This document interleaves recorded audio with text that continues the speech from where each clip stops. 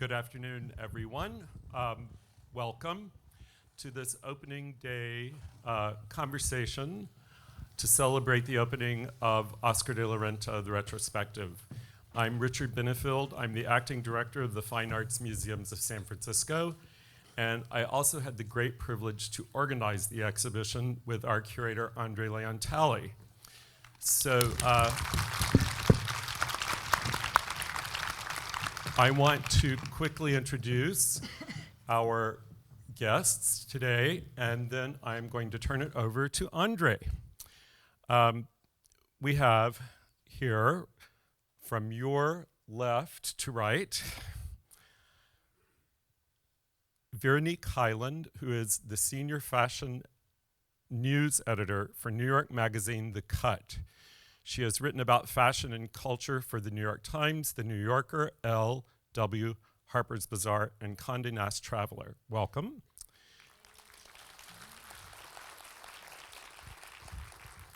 Peter Copping moved from Oxford to London to study fashion design. During his graduate studies, Peter was invited to work for Christian Lacroix in Paris and Sonia Reichel, followed by a 12-year tenure at Louis Vuitton, where he was studio director under Marc Jacobs. In 2009, Peter joined Nina Ricci as artistic director and received the Fashion Group International Fashion Star Award in 2014. In October 2014, Peter Copping was appointed creative director of Oscar de la Renta, handpicked by Mr. de la Renta before his passing. Peter is responsible for setting the design direction in the New York-based company. Fall 2015 was his first collection for Oscar de la Renta. Welcome.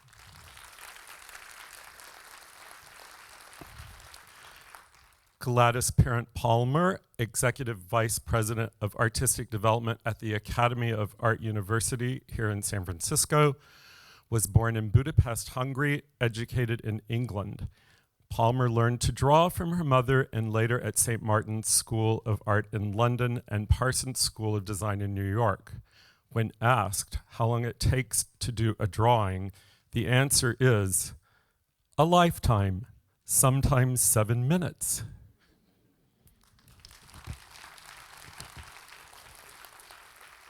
And lastly, André Leon Talley is contributing editor to Vogue and host of Vogue's podcast. He is a recipient of the Eugenia Shepard Award for Excellence in Fashion Journalism by the Council of Fashion Designers of America.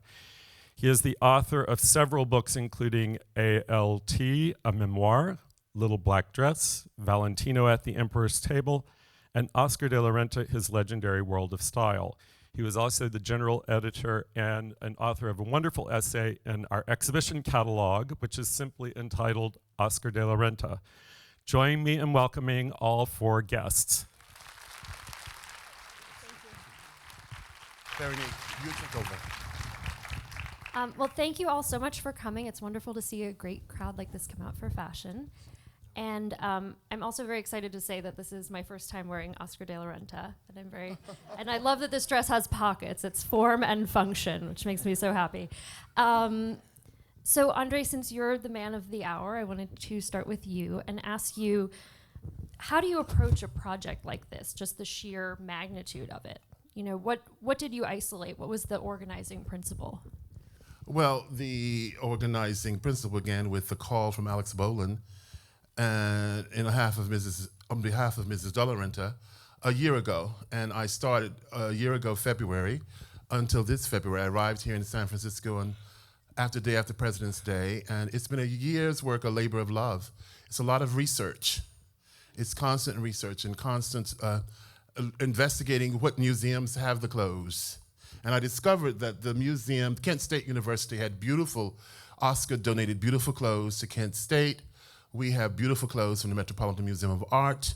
We have important pieces from FIT. I discovered a very beautiful green dress with balloon sleeves and a yellow skirt that was worn by, of all people, Penelope Tree. Not Penelope Cruz, thank God, Penelope Tree. Penelope Tree was known for her wild miniskirt youthquake style as a Vogue iconic model and personality. And it was so amazing to see her wearing this sort of Jane Austen look. Most of the things in this exhibit are in my head. I have never taken a note on the front row of a fashion show. The great thing about Oscar is he dressed the women and he understood the clothes they needed for their personal lives and social lives. So it was a labor of love. I could go back in my memory and I remember when Mrs. De La Renta wore the sergeant dress designed in 2001 in Balmain. I was at that party. It was a dinner party, a celebration of Mika Erdogan and Amr Erdogan's 40th wedding anniversary. And so I remember that Annette had the black velvet dress, and I remember that Mika Erdogan had the red skirt and the flamenco skirt and navy blue shirt. So it's been a labor of love and going back to memory. And there are also, in addition to all the pieces from museum collections, there are pieces from women's wardrobes. Yes. Like people like Nan Kempner and all of these iconic people. So how did you work to Well, put that through together? memory. I always say I'm an endangered species and I was born in the Civil War. I'm really a vampire. That's why I'm wearing this cape.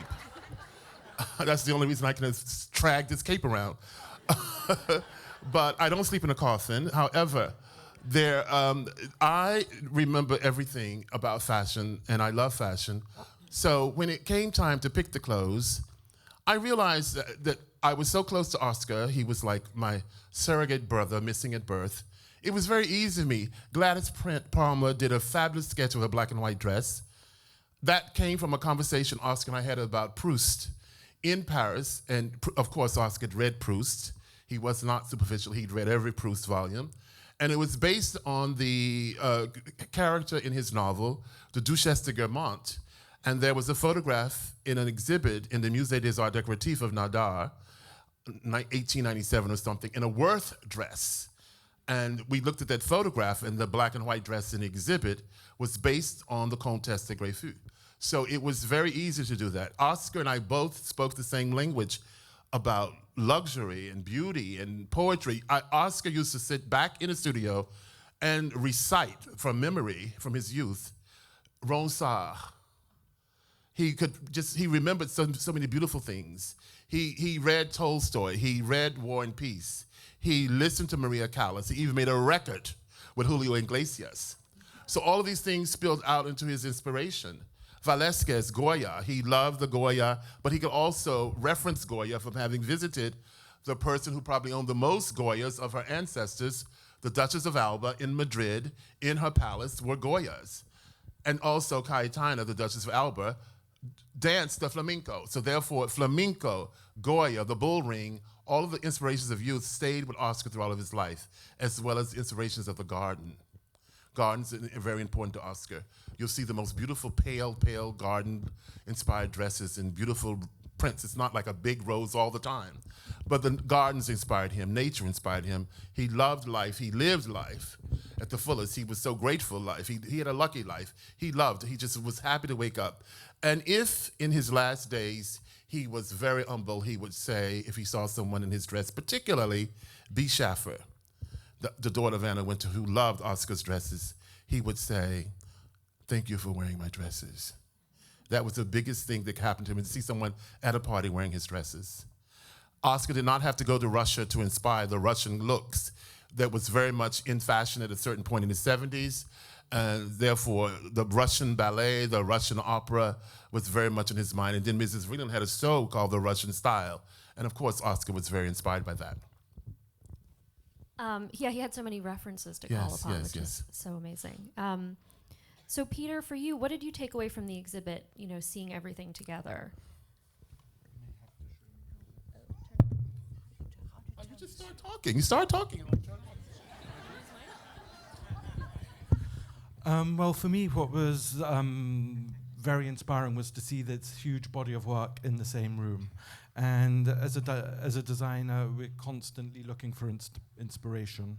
And up until now, the archive of Oscar de la Renta hadn't really been that accessible to us. It was situated a long way out of New York. It wasn't well documented. So it wasn't really possible for me and my team to go and reference the archive. Hold on, just a minute. Excuse me interrupting. That is a picture of the Proust dress inspired. It just came up. There's a picture of the Comtesse de Greffus, and there's the dress that Oscar made. I'm sorry, Peter. See you. It's good. So fortunately, our own archive has just been rehoused, and now it's very accessible. So it's something I want to look at and delve into and learn more about Oscar, because you have to remember, I've been at the house for just 1.5 years. Well, not even. So I'm still learning, and I think you learn a great deal by looking at clothes and seeing what's gone before you. The archive, when I went there, I just visited for the first time a couple of weeks ago, and I have to say it was a little depleted for obvious reasons. And You cleaned them out. And to come here, I think it was really the best pieces from the archive were all here together in one room. And as André just said, it was the range of work and inspiration and things that inspired Oscar that really meant a lot to me. Was there a piece that stood out to you as a favorite? I think there's several. There's a lot of pieces that really stood out, but I don't know if it's necessarily individual pieces, but it's looking at how women wear those clothes. And I liked a lot of the pieces that came from the collection of Ann Getty, so one of the residents, obviously, of San Francisco. And I just thought they had an amazing personality, and I love that people do dress in that way. It seemed almost larger than life, and I think it's very inspiring for me. And Gladys, what was your takeaway from the exhibit? Having worked with Oscar so closely. First of all, can you hear me? Yes. I'd like to say André did the most incredible exhibition.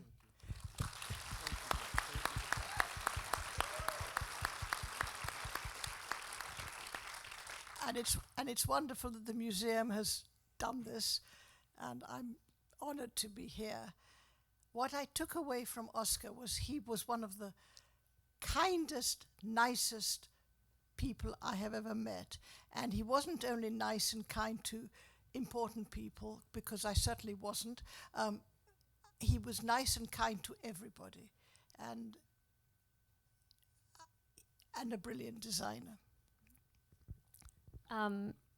So André, you opened with some of the Battle of Versailles dresses, and that was a night that was so important for American fashion, America versus Europe, and that Mr. De La Renta played such a huge part in. Why did you decide to open with that?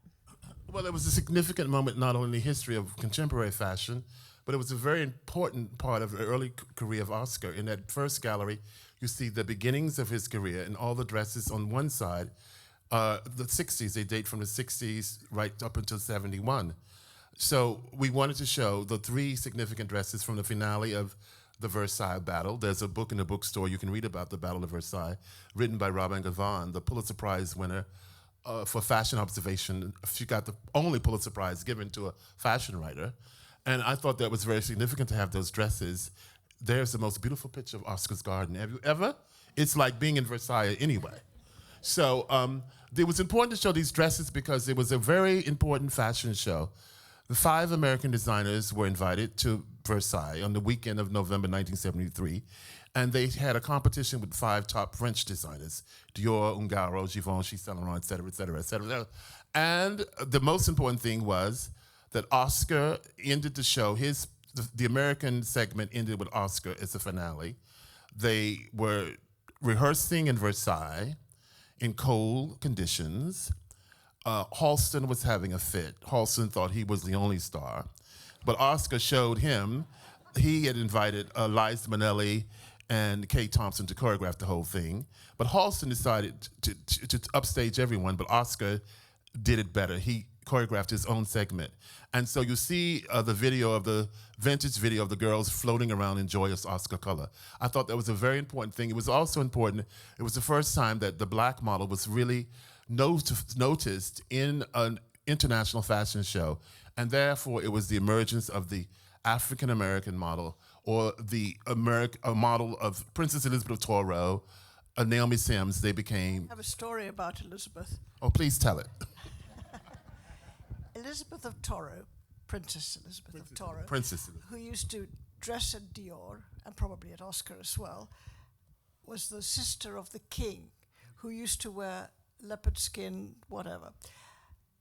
Later on, she became the mistress of Idi Amin. Did you know that? No.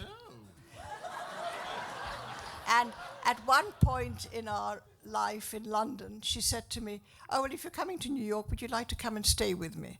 And I said, "Of course I would, Elizabeth," thinking I was invited, but in fact she wanted. And I arrived in New York to a completely empty apartment.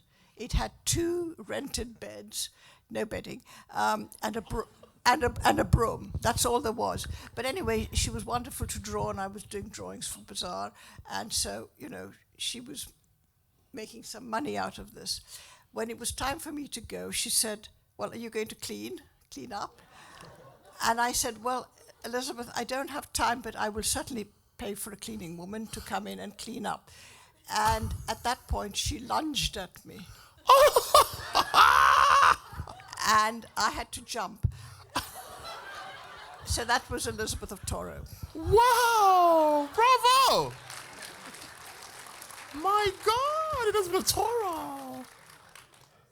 Photographed in Vogue. Who would know? Who knew? Well, An empty apartment with now 2 beds. everybody knows. Everybody knows. I love that. Now we do. But if I may jump in one more thing. Yes, pleasure. And it's nothing to do with Elizabeth, but it's to do with Oscar's sense of humor, which was phenomenal. He was our guest of honor at the Academy of Art University in 2000. And our fashion shows are in May, which is usually a very pleasant time in San Francisco, but this was a heat wave that was worse than anything in September. And Lisa Stevens, sitting over there, rented industrial air conditioning, which was blowing cold air for 2 days in the venue, but finally had to be turned off because it made too much noise. And anyway, we were all sitting there baking hot and waiting for Willie Brown, the mayor. And the word came in that Willie Brown has arrived, but he's not coming in because it's too hot. So Oscar gave me the fisheye, like, what is this? What is this? I mean, fashion shows are always hot. Anyway, then the message came back that because he was supposed to have given Oscar the honor of, declare Oscar de la Renta Day in San Francisco. So he went off, promising to come back in time for the end, but he didn't. And I was seeing Oscar into the car because he was trying to catch the red eye. And there was Willie Brown running up the hill and said, "Am I too late? Am I too late?" And I said, "Yes, Oscar, can I introduce the mayor of San Francisco? Willie, this is..." And Oscar stuck out his hand and he said, "It's the mayor's job to take the heat."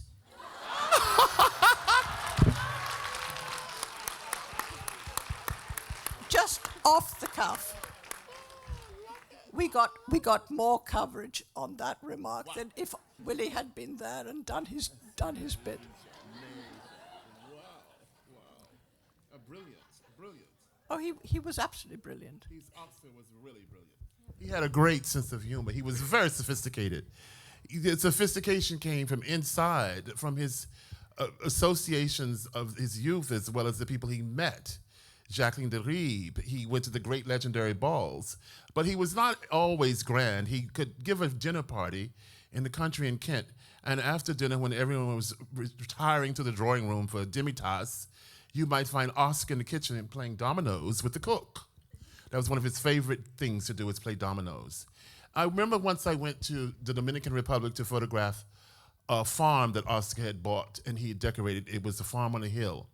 It was not his main house, and I was living in Paris, and I was flown back to New York by Vogue to photograph this farmhouse. It was not a farm. If you can imagine an Oscar de la Renta farmhouse, it's not a woodshed. So I got to Santo Domingo, and we then had to take a helicopter up to the mountain to photograph this farm. And I was about 12 noon when we got there. And my bedroom gave onto a terrace, and the double French doors were open. And I had a lovely, wonderful, very lively green lizards crawling around on the floor, scampering. When you walk in, they scamper. Well, I was not amused. And Oscar really saw this, and he thought he would have one up on me. And I kept thinking, Oscar is going to make something of this. And he's going to pull a joke on me. and I'm going to be really alert. I'm going to really stay focused because something's going to happen to me and I'm going to scream. And I thought, no, I'd better watch out. Oscar's up to no good. So by dinner time, Oscar had that look, that mischievous look on his face, but was smiling and ever so social and ever so, Andre, what do you need? Do you need anything? And I thought, no, and I was very alert and very focused. So we were having dinner on the terrace by candlelight, and then he said, I have a gift for you. And that was the signal. Okay, here it comes. And he slowly bought a sort of wooden box that had been built with a cage.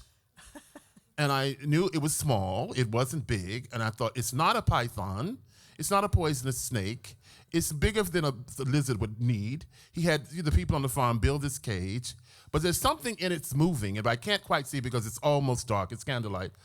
And it was crawling and making movements. It was a big, mature tarantula. Oh, God. Oh, and that was a gift. And he wanted me to jump out of my trousers if I had them on. I don't know what I was wearing. But I didn't. I just said, okay, oh, thank you so much. And what happened to the tarantula? The tarantula was taken off somewhere by somebody, was taken off and thrown in the woods or something. I think he had someone hunt the tarantulas. I just know that it was a big, furry, ugly tarantula. I don't like tarantulas, as you can imagine. Did you ever get him back for that? Did I ever get what? Did you ever get him back for that? Did you prank him back? No, I don't know how to prank. You can't prank Oscar. I didn't know how to prank him. But you know, Oscar was very grand, and I did drawings for him, for his, I think his programs Yes. in New York. And then soon after that, I met him and Annette at Dodie Rosecrans, who's another San Francisco person. And I said to Annette, you know, I've done drawings for Oscar. And she said, oh, my dear, how sweet of you.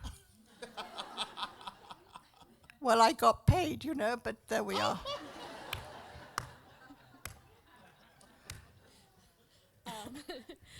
So, Peter, what was your relationship with Mr. De La Renta like? What kind of advice would he give you when you were working with him? Well, it was just funny as I was sitting there listening to those anecdotes that all the time I'm learning about Oscar, and it's great to hear those sort of things because it's definitely a way of learning more about who the man was. Unfortunately, I'd really spent very, very little time with Oscar. It wasn't really meant to be the way that we were to work together. I was meant to come on board and hopefully work with Oscar over a number of seasons, but I think when I was brought in, his health was already declining, and he unfortunately passed away faster than we'd anticipated. So my meetings with Oscar were very, very, very, very brief. I met him once at a birthday party for Grace Coddington, where we sat, and that's the first time we'd ever met, and we just discussed fashion and what we liked very quickly. And the other time was when I spent the afternoon with him up in his apartment on Park Avenue. And there we just sat down and we didn't really talk about fashion at all or what I was going to do when I arrived at the house, but we just spoke about all those other things like houses and gardens and interiors, and those are all things that I'm very passionate about as well. And I think with Oscar, I'd have shared a lot of common interests, but I do feel cheated in some ways that we didn't get time to spend more time together. Right. And he had said that he admired your work at Nina Ricci, and Yes. that led to him selecting you. think Did he ever that tell was- you more I about? think it was really because obviously I'd been working in fashion for a long number of years, but it was at Nina Ricci when I became responsible for a house.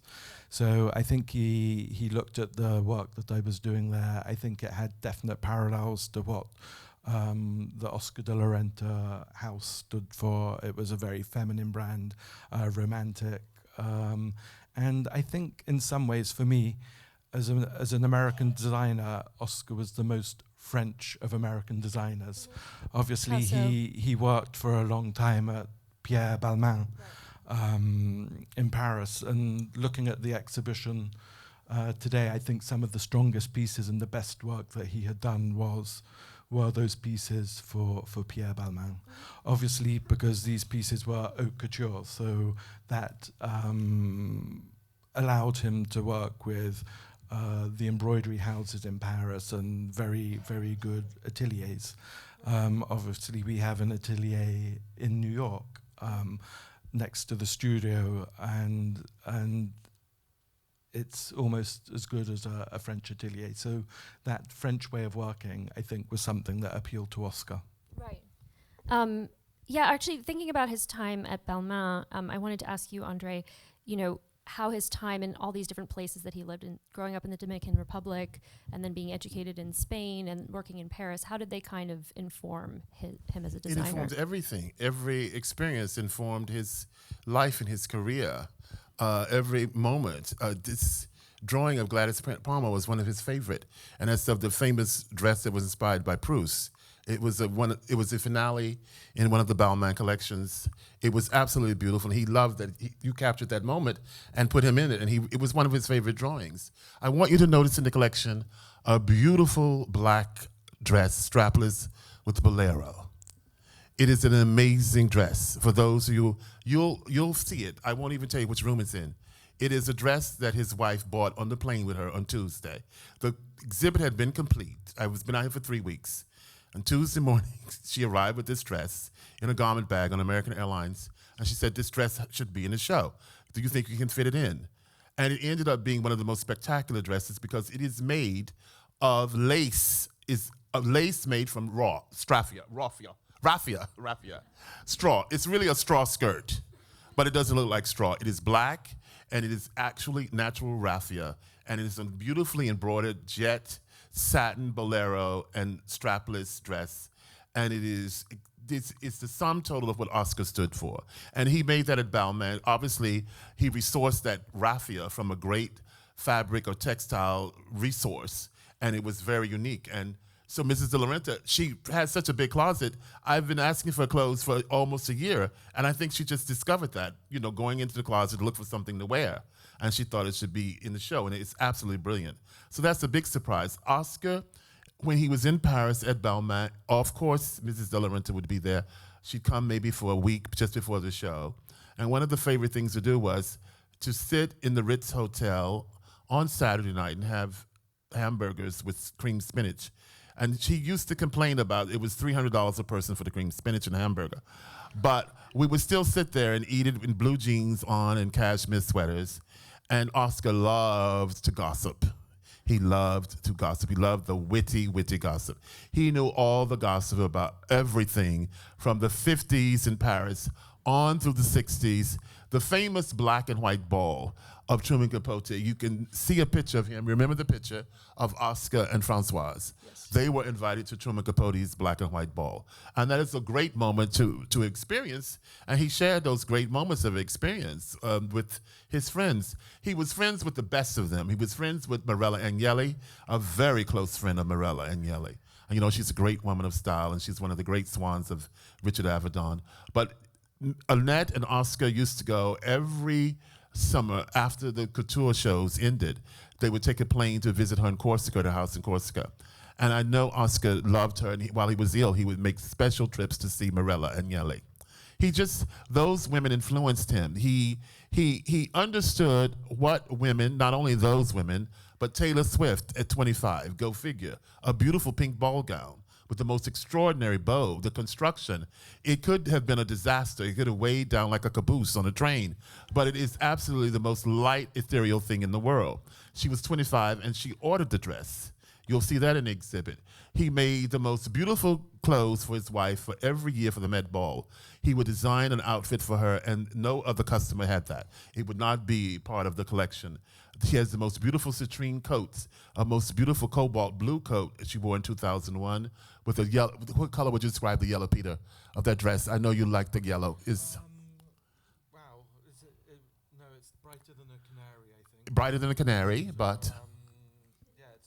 It's a very particular shade, Yes, a very particular shade. And yellow. And she is a great woman of style. She's one of the great important philanthropists in New York. There she is right now. Look on the screen, looking up at Oscar. Pay attention. that is Oscar and Annette in their New York apartment. There she is, glorious in her Russian chairs. Those are extraordinary Russian chairs of great value that Oscar also copied for his furniture collection. Actually, the yellow's not so different from the color of the walls. Oh, yes, you see? And those paintings are the famous paintings that were owned by the famous decorator Nancy Lancaster, and she used to hang them in her bedroom, and Annette coveted those paintings and she bought them at sale. Annette was the perfect wife because they both loved the same world of luxury and beauty and things of great value and used every day. She didn't have rooms that you didn't sit in. You know, her rescue dogs could sit on a sofa next to you on a very valuable sofa. And you might have a very important couture outfit and the dog might plop on your knee and you'd better not complain. I mean, you kind of made this point, but I'm always struck by what a wide variety of women he dressed. You know, you had Hillary Clinton and Nancy Reagan, and then you have Nicki Minaj wearing his clothing. Nicki Minaj and Rihanna. Yeah. Nicki Minaj and Rihanna, and then Taylor Swift. Nancy Reagan, we have one example in the collection, in the exhibit. Nancy Reagan loved his clothes. So did Hillary Clinton, loved his trouser suits. First Lady Laura Bush absolutely had an amazing relationship with Oscar. She also dressed her daughter, Jenna. She had a wedding dress made by Oscar. By the time of the second Bush administration, Laura Bush had absolutely blossomed into a style arbiter. I don't remember what she wore in her first inaugural because it wasn't worthy. But she wore in the second inaugural the most beautiful white cashmere coat and matching sheath dress. And it was made by Oscar. And then she had evening clothes. She has the most beautiful gold cardigan and long skirt tied with a teal blue satin sash. It was one of her favorites. She sent Oscar a signed photograph of her wearing it on the portico of the White House for some state dinner saying, "Thank you for a sparkling evening." And I discovered Laura Bush had the most amazing clothes because there are 55 Oscar de la Renta ensembles at the Bush Library. And they sent me the files on the computer, and I pored over them days and days. At 2 o'clock in the morning, I was so fascinated by her clothes. I was so fascinated by the depth of pantsuits, coats, afternoon dresses, cocktail dresses, and evening gowns, state gowns. And I said to myself, there had to be a very strong vocabulary between Oscar and First Lady Bush about these clothes because they are, each one sort of connects to the other, and then they have a record of, hold that slide there, please. They have a record of the times on the occasion she wore these clothes. And very often, an Oscar de la Renta was worn 3 or 4 times. But you know, there was one evening at the White House where Mrs. Bush was dressed in Oscar, and 5 other women turned up in the same dress. And so she went upstairs and put on something else. But it was almost like a conga line. They couldn't. What color was it? What color was it? Navy blue, maybe? No? I think it was red and black. I honestly, Whatever. it's just, it may not even have been Oscar, but Yes, I think it was. Oh. It's a little thought that's just fluttered into my head. I love your thoughts fluttering into your head, Gladys. But you know, Erica Berman. Yes. I met Erica Berman when she was called Erica Goodhart, and she worked for Christian Dior. And I still remember she was doing the PR, and I can tell you one thing: when you're in the press, you are at the mercy of PRs. And if you're important, they are very groveling. And if they don't think you are, they are really demeaning. And I remember getting an email from Erica, and I showed it to a friend of mine in fashion, and he said, "I can't believe anybody as nice as this in fashion." And then she became Erica Berman, and she did the Oscar PR Girl, which was a runaway Twitter account. Oh, very successful. The most Twitter amazing- account. Yeah, Yes, she was yes. like one of the very early ones to do that. Instagram account, yes. Thank you. It had thousands and thousands of followers, and it was all about Oscar. But there was when Oscar came to San Francisco, we had a dinner party, as we always do, for guests of honor. I'd never realized how beloved he was. Every grande dame in San Francisco was clamoring to be there and turned up. It was socially. Yes. Amazing. I always thought of Oscar and Bill Blass as two good New York designers. I had no inkling of till I met him. Yes. What else He was, yes, extraordinary man. This is one of two of my favorite dresses in the exhibit. This is a great friend of both of Oscar de la Renta, Annette, and my friend Mika Ertegun, who was married to the record mogul Ahmet Ertegun. And that is the extraordinary geranium red flamenco skirt and blouse that she wore on her 40th wedding anniversary ball at the St. Regis roof. There you see me younger and thinner dancing with her. And there you see Annette and Mika just before the ball began, and Annette is wearing the sergeant dress, the John Singer sergeant. Turn around, see it over there? Look there. You see the sergeant dress after Madame X.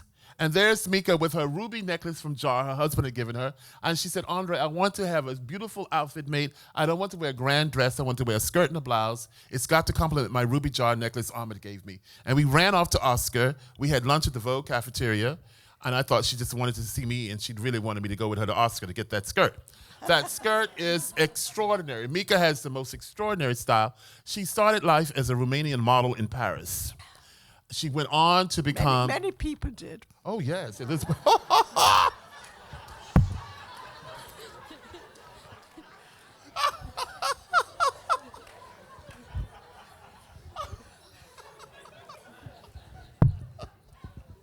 Well, she started off life as a Romanian model. Then her first husband, she was married, had a sheep farm in Canada. Where? Canada. Where in Canada? I don't know. I never went to a sheep farm in Canada. Montreal, Toledo, I don't know where. Sheep farm in Canada. And then she met Ahmet Ertegun, and she divorced the sheep farmer with the tractors and came into the big world, where she lived in a townhouse with Magrittes and David Hockneys and Kenneth Nolans. And what's the other person, famous painter, Russian painter? Flying people, people flying. Chagall. And she not only had the most amazing style, but she invented a decorating firm, interior decorating, called Mac 2, and her best friend was Chesy Rayner. Chesy Rayner was a great woman of New York. She died from cancer, lung cancer. But in the 60s, when they were emerging as a great design of source, Mika and Chesy, I was living in North Carolina, and I met Mika and Chesy through Vogue. And I noticed the pages. Vogue did a big black and white spread of Mika and Chesy. It went over 6 spreads. They showed Mika and Chesy at work, Mika and Chesy going out to dinner, and they went to work wearing turbans. They often dressed alike, like Bobby twins. They would call each other in the morning and dress. What are you wearing? Well, let's wear this. And they were photographed wearing knee socks at one point, and they were carrying Gucci saddle bags, and they wore turbans, and they were just very hip, wearing the best of the hip clothes. But at night, they both wore Madame Grey. And very, very important in New York was Madame Grey. And you can see some of Mika's Madame Grey clothes at FIT. They recently had a collection, and there was the most beautiful navy blue Madame Grey dress. So Mika is a very important inspiration to me, and I was part of her ordering that dress. So that is a great memory to me. It's just extraordinary the way Mika has clothes. And once I remember I was at the Met Ball, and this was the days of Studio 54. And after the Met Ball, we would run off to Studio 54. And everyone, including Mika Ertegun and Ahmet Ertegun and everybody else, and Halston and Diana Vreeland and everyone. And Mika was coming in, and I said, Mika, where did you get that new Madame Grey? And she had on a black shirt in organza and a skirt even bigger than the red skirt. And I thought it was the Madame Grey. The skirt weighed about 50 pounds. And I said, Mika, that's the most extraordinary Madame Grey. When did you order it? And she said, this is a Norma Kamali. That is the range of her style. She could wear Madame Grey. She could wear Norma Kamali. She could put on a J. Crew. She shops at J. Crew. I've often seen Mika, and I said, Mika, where is that amazing top from? J. Crew. I got it at J. Crew. So her style could evolve, a personal style. That's all about personal style. That's a very significant skirt, I just wanted to say. I think it is my favorite. And I have used that in many exhibits. And the last time I saw Mika was about 2 months ago. And she said, I don't have my skirt. Where is it? Are you wearing it?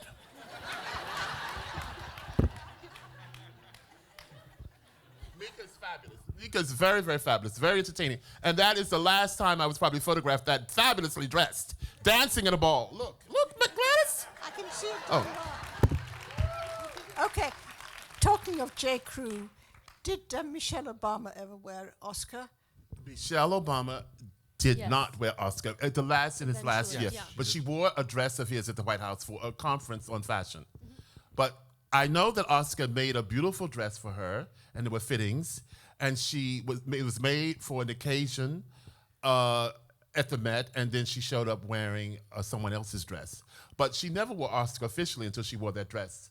I think when she got Just to a the White little House. before he passed away. Before he so passed I think away. it was kind of really an offering of.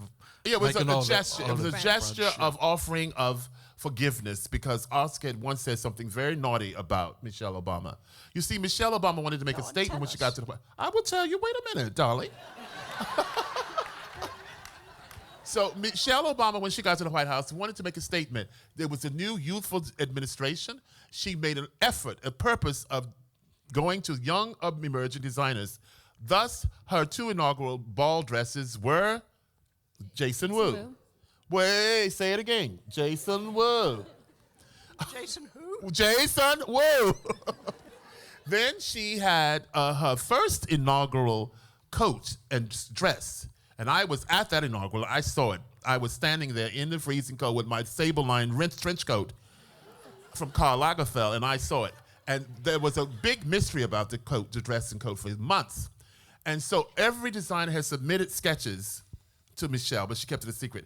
And then she picked Isabel Toledo's beautiful lace coat and dress, and it was freezing cold, but she had the cleverness to line it with pashmina so that Michelle wasn't cold. But so then Michelle got into the administration. She went to London, to Buckingham Palace, and she was greeted in Queen.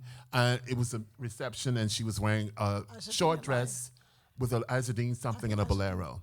No, the most important thing was she was wearing a sweater like a bolero. And Oscar said, the First Lady should not greet the Queen of England in a sweater. And that became very controversial. And maybe Michelle thought, oh, well, he's throwing me to the curve. I don't know. But then Oscar, most graciously, as a gentleman as he was, he went on The View with Barbara Walters and retracted. What do you call it when you take it back? Yeah, Retracted his remarks and thought that she was appropriately dressed. But I think, revenge was the payback. But she did finally wear the dress in the last year of his life. And she wore it to a day of American designers at the White House. Oh, So kind yes, of yes. a Explain statement where she about- wore it. So all the designers saw it. So it was a conference in the White House with all the designers there to see it. Yes. Right. And she was photographed in it. Yes. And were there other women that you were talking about working with Mika and working with some of these other women, where you had to kind of coax them to? Sweetie, Veronique, I did not have to coax Mika Egerton and go down to Oscar. No, I mean to lend you the clothes for the exhibit because they want to wear. God, the that's an clothes. important question. Thank you. I never had to beg. They love Oscar. Everybody loves Oscar. I never were had to eager beg to- for one dress. I called up and they said, come to my closet, whatever you want. That's great. Beginning with Annette de la Renta, we didn't beg for a thing. People wanted to lend, and they kept calling back and says, well, you can have this, and you can have this, and you can have this. And it was a joy to go to the New York ladies and go into their closets and pick the clothes. Yeah. Yes. And see Never inside some of begged, those. never begged.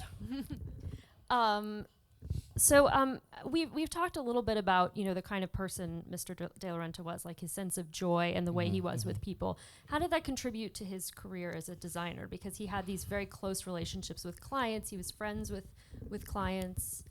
Oscar just made you feel like you were just the most important person in the world. And it was his manners.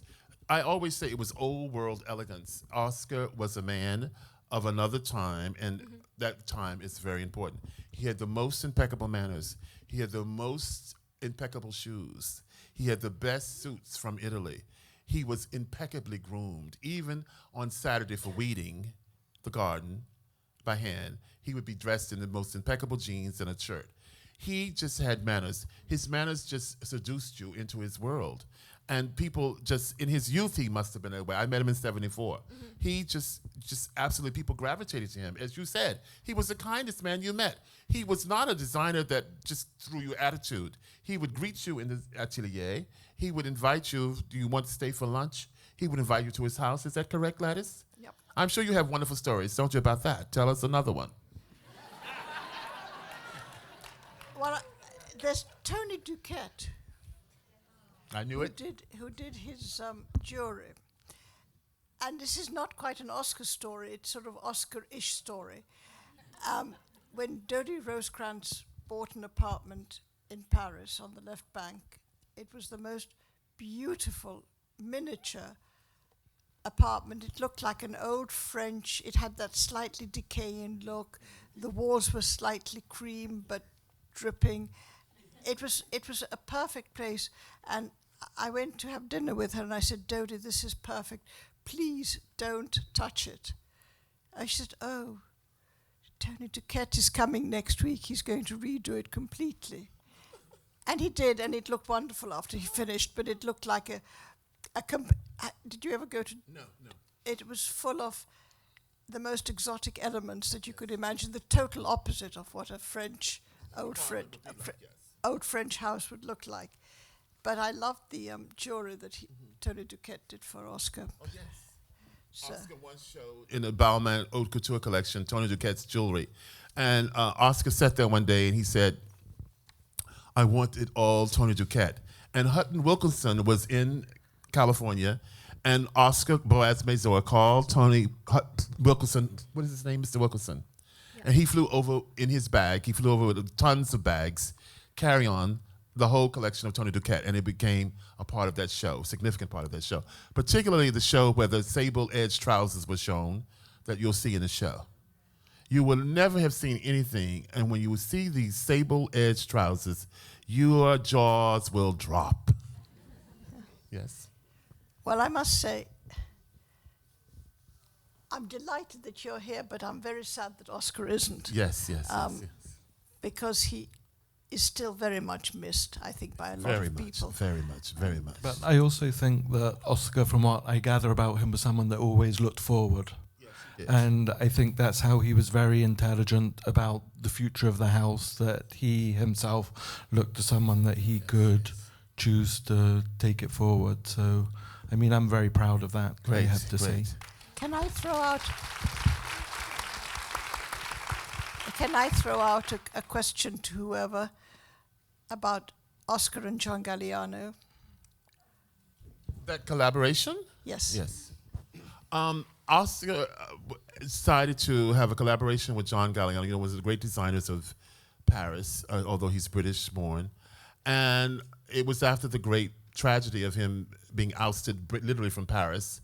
And so John came, and he was in a downtown boutique hotel, and he went up to Oscar and he just fused, and they conjoined in a collaboration of a great show. And I don't know why it didn't work out, but I think that they were in negotiations, contract talks for over a year. And then suddenly it just went south. But I think John Galliano learned a lot from Oscar. Yeah, and I remember nobody could go backstage, but some people could. Because some people could. And Susie Menkes went backstage, and when she came out, I said, well, did you talk to John Galliano? He said he was nowhere to be seen. He graciously disappeared. He disappeared. He graciously disappeared. I thought that was very gentlemanly of him. But Mind you, he always disappeared anyway. Yes, who? Even John? when he had his shows, he disappeared. He disappeared? I saw that show. Oh, yeah. But I saw a lot of John Galliano and Dior shows. Yes. And John always disappeared. He always disappeared into a VAC room, a VIP room. You know, he had built sets and stage sets, like living rooms. He copied that from Valentino. He did not invent that. And he always had a set built at the back of the stage and furnished with furniture and carpeted and a bar and hosts and guests. And he would receive back there, and sometimes people weren't allowed in. Well, I once covered a show from backstage, and it was fascinating because it took John at least 20 minutes to get ready for his final walk. For one of the most important parts of a Galliano show was the walk. Yeah. to And all take the costumes that he And would wear, it the took him astronaut. that the- long. Whereas with Mr. De La Renta, he simply came out in his beautifully impeccable suit and tie and waved and smiled. Yes. And he never walked down the complete runway. He just waved and went back. Yeah. Well, different strokes. Different strokes for different folks. Now, are we okay for time, Richard? Yes. Well, can we take questions from the audience? Well, aren't you thrilled with us?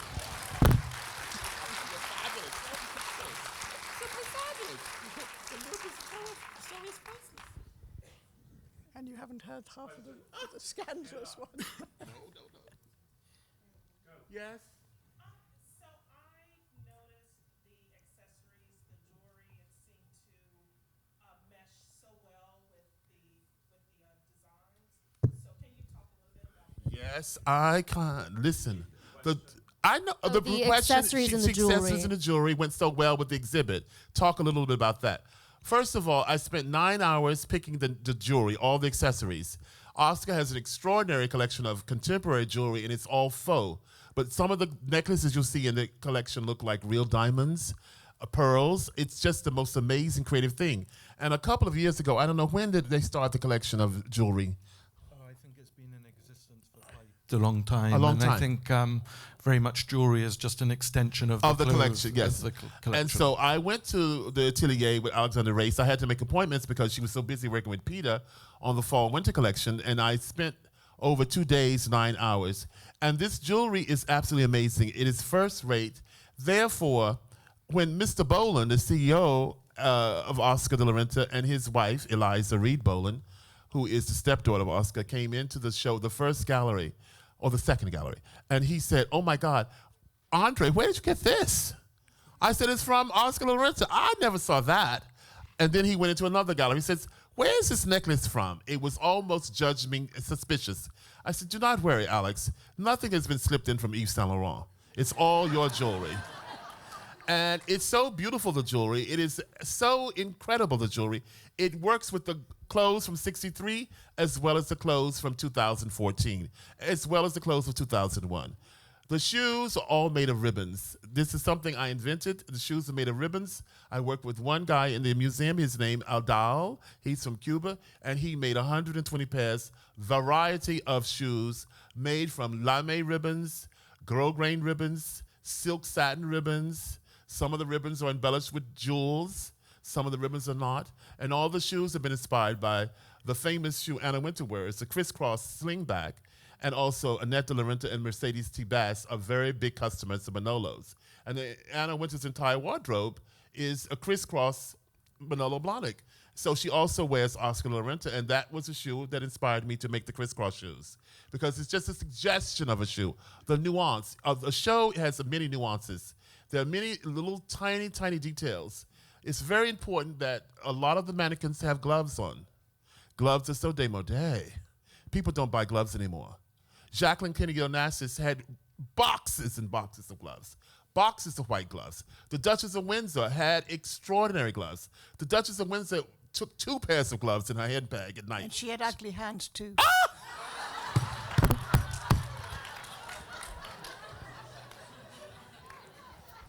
my God, thank God you hear Gladys said it right. She had ugly hands. What were they like? Duchess of Windsor had very ugly hands. Look at pictures. All right, I will. But she took a pair of white gloves, 2 pairs, because if the white gloves got dirty between the house, the car, and the place she was going, she had an extra pair that were immaculate. That you don't need to copy. But gloves are so very important to me because my grandmother, one of the great luxuries in her wardrobe were gloves. My grandmother was a very humble person. She was a maid for 50 years. But the one thing on Sunday, she got dressed. And she had the most impeccable drawer of gloves and handkerchiefs. That was her luxury. She didn't have a lot of clothes, but she was a woman of great style and taste. And the gloves were, she had simmer gloves, she had pointed spree gloves, and she had extraordinary, immaculate leather gloves. And when I went out in the world and I started to make money, I always went to buy her gloves at Garfinkel's in D.C. And there was a famous glove manufacturer. You remember Kisloff? Kisloff. Yes. Who remembers Kisloff? See? Kisloff gloves. Yes. And so There was a shop in Milan in one of those little streets. Yes. And then she had beautiful leather gloves that you will see symbols of in the show. Gloves are very important. Mercedes Bass always has white, kid-skin, matte glacé gloves when she goes to a concert at Carnegie Hall. Mrs. De La Renta has white gloves. Some people are racing and have black kid-skin gloves. So gloves are very important. The nuances come from the world of the style of Oscar De La Renta. And I bet when your grandmother went out, she had a hat and coat. As she had a hat and coat and a proper handbag and a proper pair of shoes. If she had shoes and bag match. shoes and bag, hat was not matching, but she always had the right glove. Yeah. And my grandmother only dressed that way on Sunday when she went to church. I was lucky enough to see the show on Thursday, and my first reaction was, I wish there were more. It was extraordinary. Oh, thank you.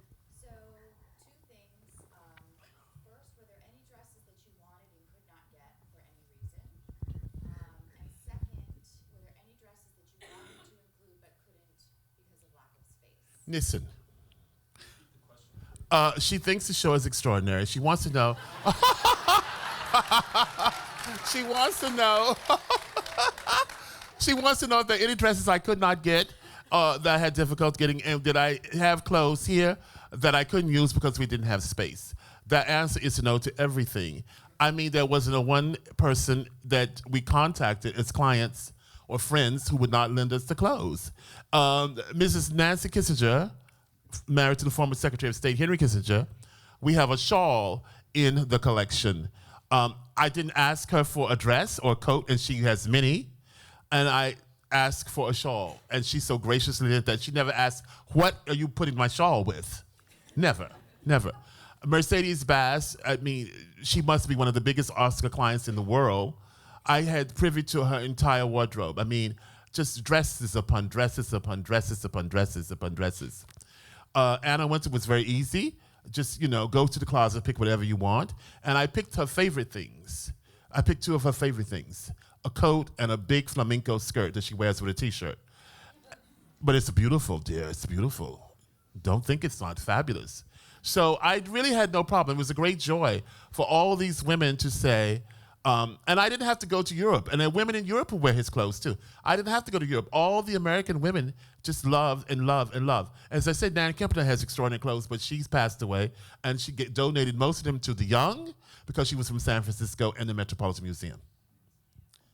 There's someone on that side. Yvonne, I saw you raise your hand.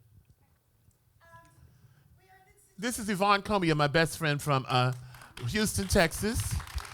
And she and I went to Paris and we ordered her trousseau for her wedding. We went to Courrèges and got the wedding suit and we bought the fabric and she had the wedding dress custom made and Charles Jourdain shoes. So we go way back in fashion. Oscar allowed to dress women, but how do you go forward when you have younger women wanting to be more casual? Okay. That interest going as Okay. younger generation? Yvonne said Oscar loved to dress women. And how do you go forward and how do you keep that momentum? How do you do? I think Peter should answer that question. Well, I think already the Oscar de la Renta product appeals to a great age range. I think there's a lot of things within the collection, and there always has been, that can be for mothers and daughters, for example. I think younger women maybe take the same piece and can wear it in a different way. They can interpret clothes in a different fashion from their mother. I also think that Oscar was so defined by evening clothes, by gowns and cocktail wear. And going forward, it's important to open up the vocabulary. Obviously, he did very, very strong day wear, but that's where you can start to form something that feels not necessarily more casual, because I don't think Oscar de la Renta is necessarily about casualness, but I think that's where you can start to attract new and younger clients. You know, when you put a beautiful skirt with a T-shirt, that's a young look. It's exactly what André was saying about that, Anna Wintour, and how she decided to wear one of his evening skirts. I like it when women have the confidence to play with things and wear them in a different way. And as a designer, obviously it's fantastic when women wear things as a total look, but actually I get much more joy and satisfaction when I see women that have the confidence to take clothing and play with it and inject their own personality onto it. So that's very important too. But you know, Karl Lagerfeld has the same at Chanel. He dresses grannies, mothers, and daughters. If you think of No, absolutely, and I generations. think the Chanel product, for example, is very versatile because the iconic piece, the Chanel jacket, is something that can be worn in so many different ways, and I think they're even starting to be worn by guys now. Oh, yes, he makes collections for men now. Yeah, I interviewed Theophilus London, the rapper, once, and he was wearing a Chanel tweed jacket. And Pharrell Williams is dressed totally in Chanel. He was on the Sorry, front row of Chanel. Who was that? Theophilus London. And Pharrell. Happy song. Another question from over here? Yes.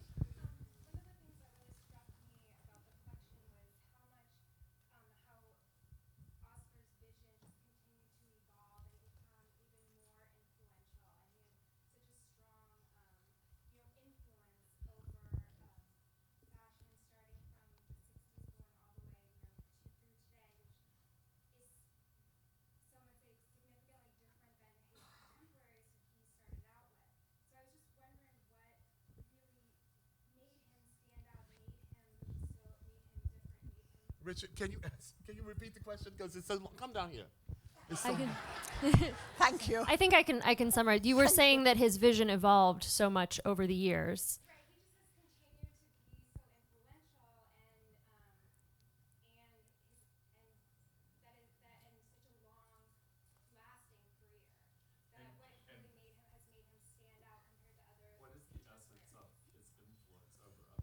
What's made him stand out? Gladys, I think you want to say something. You can answer that one. I couldn't hear a word. Richard, please interpret. What's made him stand out as opposed, compared to other designers over the years? Well, I look at clothes in a different way. I look for what is good to draw. And that means silhouette, colors, over the top. My favorite designers are those I wouldn't wear, but I would love to draw. And that's John Galliano, Vivienne Westwood, Jean-Paul Gaultier, and people like that. When it comes to my own clothes, I go to Marks and Spencer and get a pair of, and I dress differently. So, and when people say to me after a show, well, did you like that? And I said, what, to wear or to draw? Because they're for me, two completely different points of view. I think that Oscar, as his career evolved from the 60s to the 70s, he was able to interpret the time, the moment. He was able to translate the trends, not only the trends in fashion, specifically the dress or the coat or the evening gown, but he was able to tap into an emotion that was part of the zeitgeist of the time. In the 80s, the Nouveau Society, Nouveau Riche, what was it called? The Nouvelle Society by Women's Wear Daily. The women were wearing very big, extravagantly, opulently, overscale details. Puffy, yeah. La Croix. Puffy sleeves, big old things, baby dolls, big puffy things. And Oscar was able to interpret that. Then in the 70s, when it was a total moment of luxurious romanticism, when it was the best of fashion, when there was this sense of romantic Orientalism based on whatever was coming out of Paris, the great Ballet Russe collection of Yves Saint Laurent, he was able to make it its own in his original way.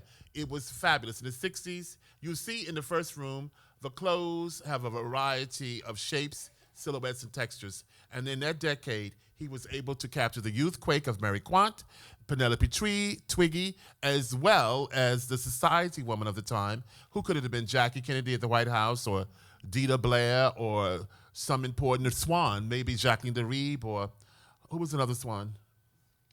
Gloria Guinness.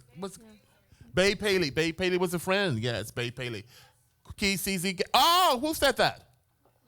Yes, Caesar Guest was a great friend and a great friend, a close friend, a very, very close friend. And Oscar and CZ loved gardens, and Oscar and CZ and Annette were great friends. So he might be able to interpret the dress of a high socialite with the simplicity and elegance that was required, as well as a youthquake mini shimmy printed poncho and fringe of Penelope Tree. Does that answer your question? Also depended if Does you, it answer your question? Okay. Also depended on what? if you had good legs. Oh, of course, that was required. Well, you know, That was the necessary. The hemline reflected. Just young man in a burgundy sweater. Oh, you first. Are you sure? Okay. First of all, I agree with the other woman over there. The show is fantastic. I love this. What I loved about it was memory. I kept coming upon all the, I remember this and I saw that. You know, I don't live that lifestyle, but I read the magazines. So I see. One of the questions that I saw was the over bodice. There was quite a bit of detail. What I've never seen an over bodice. Where does that come from? Which specific dress are you referring to? It's in, I think, the second room. There's a picture of it. It's a long black top. Oh, yes, yes, yes. Very detailed. Yes. The lady is saying, someone is getting these ladies a mic, because I'm exhausted. I can't repeat the question. Thank you, Richard. But you heard the question about the over bodice, and you can describe the dress, right? The over bodice of the dress of Nan Kempner, the late Nan Kempner, who was from San Francisco. This lady said she remembered things because she read the magazines, and she thought it was extraordinary. Well, the over bodice of the dress she is describing happens to have been inspired by a matador's high-waisted trousers. The white blouse has an underbodice of nude. The foundation of the white shirt is embroidered, is decent. And we have a red scarf attached to it as if she was a bullfighter. But you see, Oscar was reinterpreting the bull rings of his youth. Spain was so important to him that he interpreted the most marvelous moments of Spain. I worked on a show with Oscar. This is my first show, but this is my first big show. I worked on a show with him at the Spanish Institute called Sorolla and the Glory of Spain.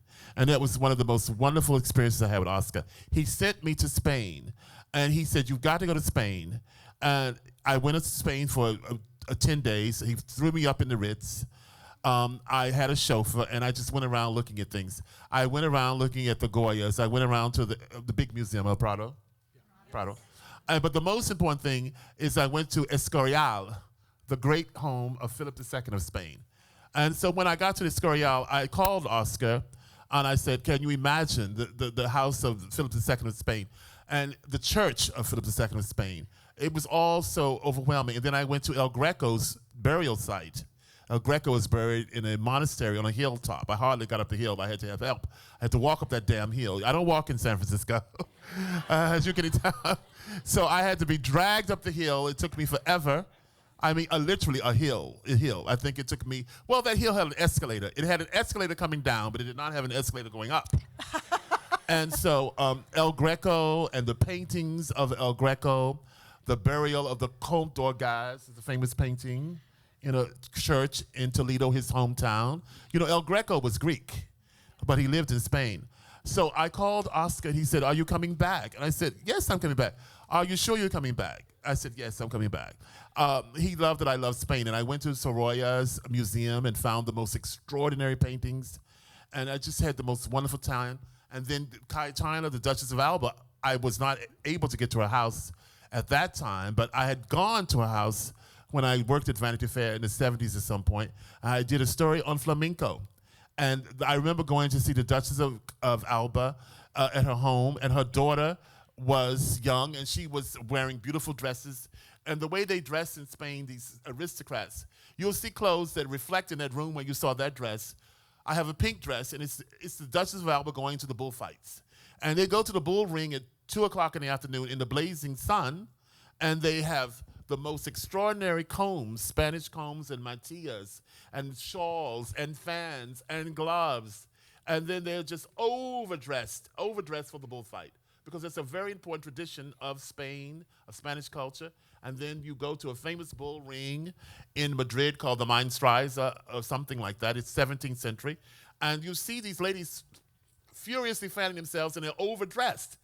It's so hot because they've got on the thing, and the roses, and the ruffles, and the flourishes. But that's all about the style. So it was very easy to interpret those worlds as Oscar made it come alive to me. I learned a lot from Oscar. Oscar was a fabulous man. He was a fabulous dancer. He used to dance the meringue. What is that, meringue? Meringue what? Oh, merengue.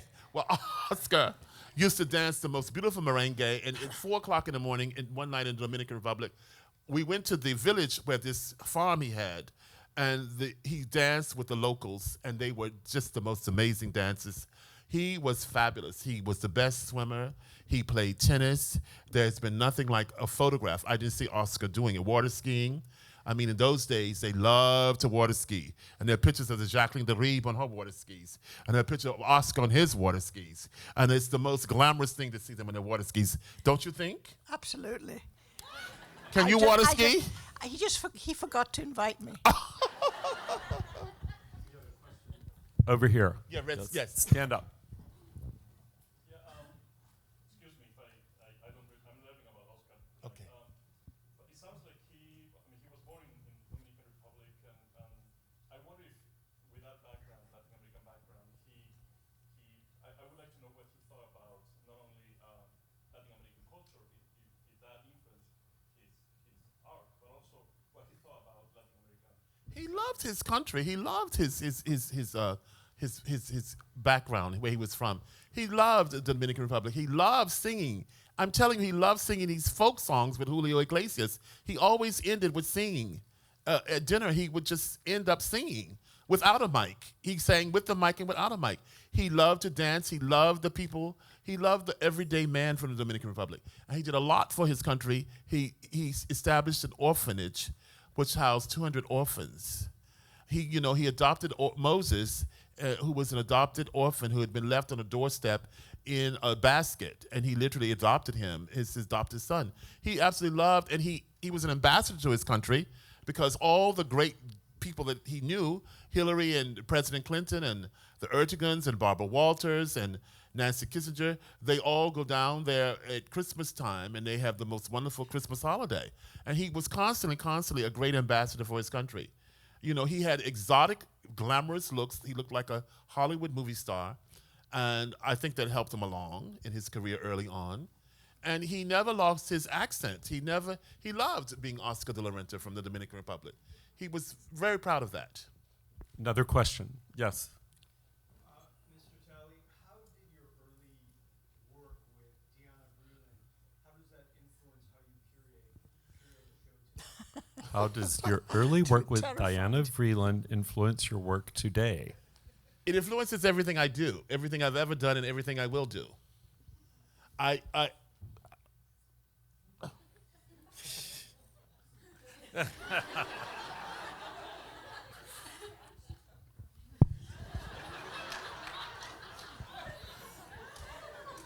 It influences everything I've ever done in my life. The two most important people in my life have been my grandmother and Diana Vreeland. Everything I ever learned about style and dresses, I learned from my grandmother, a very humble woman, and Diana Vreeland. My memoir was based on my life with my grandmother and comparing that to my life with Diana Vreeland.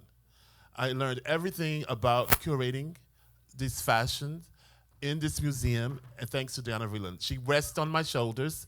I had Oscar on one shoulder and Diana Vreeland on the other. Anna went in front, and Annette and Mercedes Bass in the back of me. But Vreeland taught me the narrative of dresses. I had to create a narrative around a dress. So when I approach putting together that polka dot thing, I have to think of the other mannequins and create a narrative in my mind. Where are they? What are they doing at that time? Are they sitting in a special room? Are they sitting on a Chippendale chair? Does she love flowers? Is she going in her garden? Some wonderful journalist from the San Francisco Chronicle's, Caroline Zinko, asked me a question the other day. And she said, I said that Ann Getty would wear that dress in her garden. And she thought it was a trick question. She said, and there would be dew? Wouldn't that be on the hem of the dress? I said, it is required to have the dew. She would not be even, she wouldn't think about the dew. And when you're wearing these kind of clothes, you don't think about that. You think about the heightened experience of wearing this moment of beauty. Look at this outfit here. Hold the tape, please. This is a pajama and a trouser suit in velvet embroidered. And then at one moment, you see that Chippendale chair. It's the 18th century. It's in the part of the collection of the Young Museum. And I asked Richard one day, well, I really wanted an African chair that I'd seen online. But I knew the African chair was probably rotted. You know, it's made of wood that was not sustaining itself. Go get back to that slide, sir. Rich? Yes. So I then asked Richard, do you find me some chairs? And Richard said, well, I think a Chippendale chair is coming. He sent 2 chairs. And then I thought about, this lady is sitting on this bench, crossing her legs, but what would she look like in a room? Would she have arrived, what would she have worn as she arrived in that room with this fabulous Chippendale furniture in someone's salon? And I thought that this sable shawl that you don't see, but you'll see in the exhibit, she would have arrived and she was sat down and she would have been fabulously jeweled and she would just kept her sable edge shawl all around her waist, trailing onto the floor. There's a moment of luxury. And so Mrs. Vreeland taught me that. I'll give you a story. Mrs. Vreeland, I got to Mrs. Vreeland. I had a letter of introduction to the museum. I was given the introduction from Stella Bloom, the late Stella Bloom. You remember her? Well, she was the technical curator. And then I got to the museum, and before I ever met Mrs. Vreeland in the museum, I met her at a party at Halston's house. I was given a shoebox. I was given a project, and it was a shoebox. And it was a show called Romantic in Hollywood Glamorous Design in 1974. And they said, would you please open this box and assemble this costume? In the box was a costume from Samson Delilah, I think, or The Prodigal Son, Lana Turner Ward in The Prodigal Son. And it was like a bathing suit from Paco Rabanne, made of metal disc, and it had a skirt to the floor fringe, a skirt to the floor fringe. It was all a mess in that box. And it's the first time I'd ever done anything for Mrs. Vreeland or for anybody in the museum. So it was a shoebox full of metal discs. I looked at it. I thought, what is this? I asked for a pair of pliers, and I attached the falling bits, the missing skirt. And then one morning, Mrs. Vreeland was arriving. She arrived in the museum in a very ceremonial way. The Costume Institute is in the bottom of the Metropolitan Museum of Art. And you were always told that Mrs. Vreeland is arriving. She came at lunchtime. She came at 12:30. She stayed at home in the morning.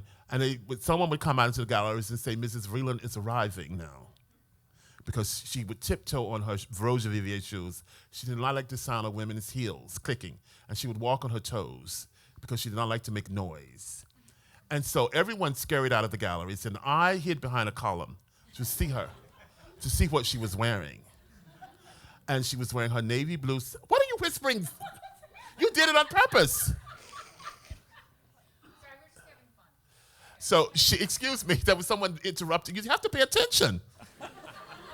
So Mrs. Vreeland was wearing a navy blue Saint Laurent peacoat, navy blue Milochon trousers, and her red reptile Rose Vivier boots. And I was standing behind just looking to see her, to make her entrance.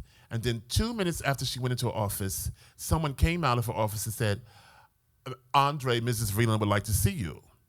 And I was very nervous. So she saw what I had done with that metal swimsuit, and she called me into her office and she said, what is your name again? And I said, André. And she was sitting over there, and she had a big yellow legal pad, and she wrote my name very big in a pencil, and she wrote André, and I could read, the helper, upside down. And then she said, you'll go be by my side from now on in this show every day until we finish this show. And that began my relationship with Diana Vreeland. Another question? I was curious, the very heavily embroidered dresses, how long does it take to do that embroidery, and where do you get people who can still do that type of work? How long does it take to do the embroidery? And where do you get the people to do it? Well, I guess in the exhibition there's several different levels of workmanship that are done. Probably, as I mentioned before, there's the Pierre Balmain pieces that would have probably been done in Paris with houses, with very world-famous houses like Lesage, who is really one of the best embroidery houses in the world. Currently, at the moment for the collections, we work with houses who produce in India. And this is where it's still possible to find very good workmanship and people that know artisanal ways of working, which appealed to Oscar very much. And I work with the embroidery houses that Oscar had worked with for the last 20 years. Lesage is in India. He's at Chennai, in Chennai. Yes, because Sun. it's because now obviously one of the constraints that we have is making things that are still affordable. So to work in with a Paris workshop, it almost makes for things they're kind of priced out of the market.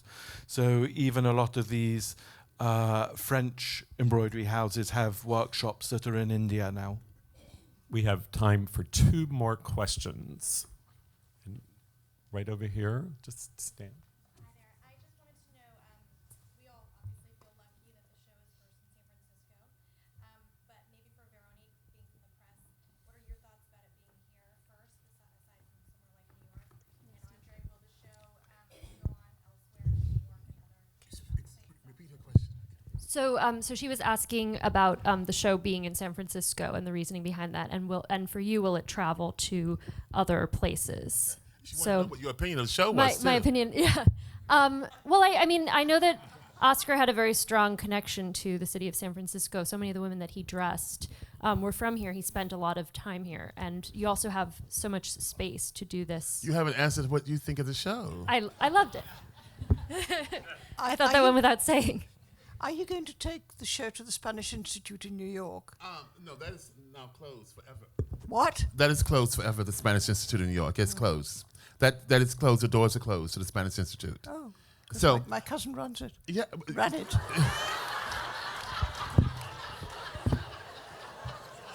This is how I hear news of the.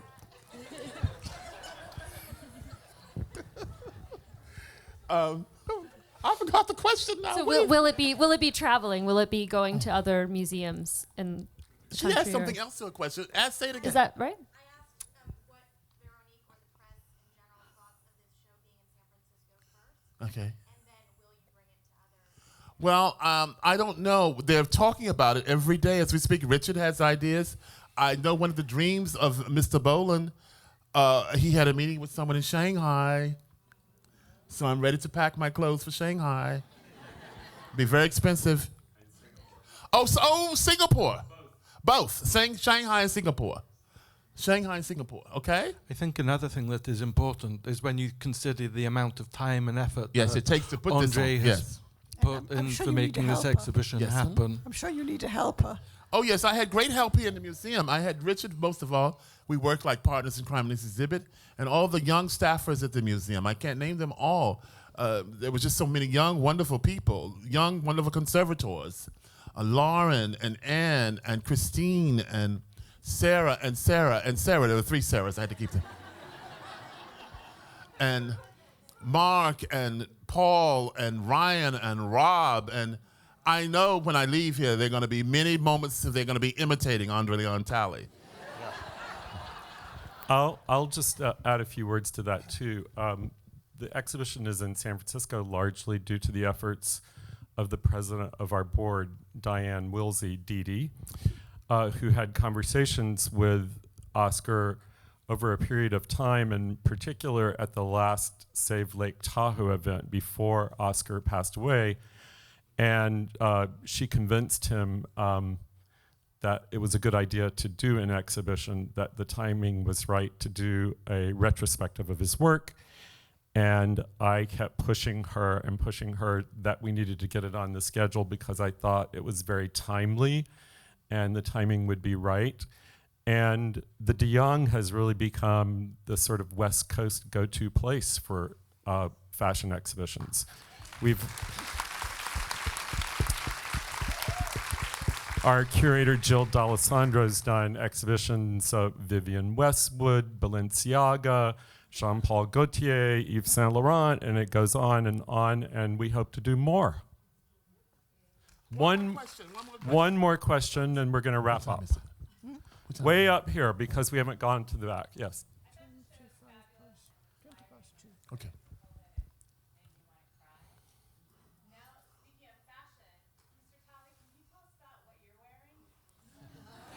Andre, can you tell us about what you're wearing? As I told you, I was a vampire. So I'm wearing a cape from Vivienne Westwood, made just for me. I think I wore this cape somewhere else. To a tea yesterday at the Fairmount. I was meant to wear it on opening night for the Grand Gala, but I was at the museum all day, and we literally were working up until the last moment, putting Mrs. De La Renta's straw skirt in the exhibit. Then I had to do an ET segment with my dear friend Linda Bell Blue, who's here. Stand up, Linda, in your pink coat. I always make her stand up. Stand up, and you'll take off the coat and show your Oscar De La Renta dress. Show your Oscar dress. Stop.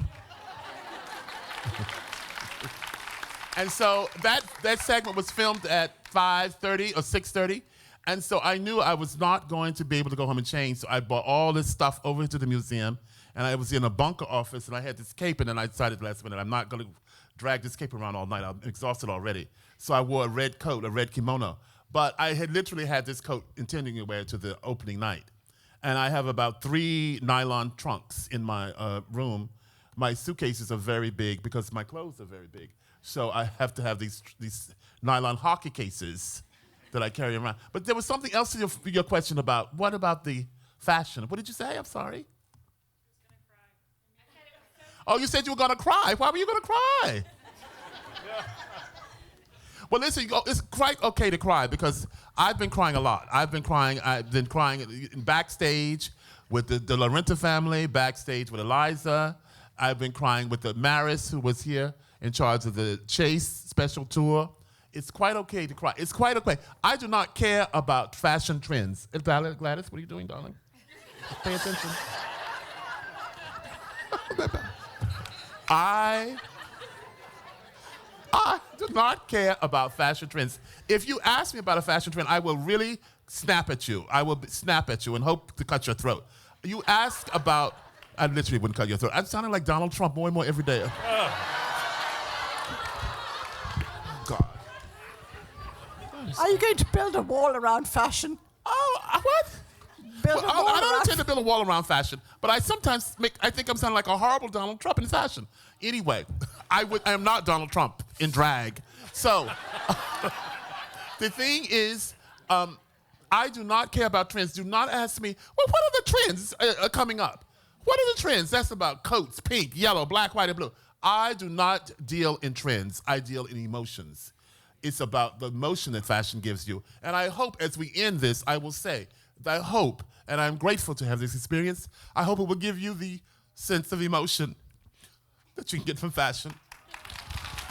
Thank you, André.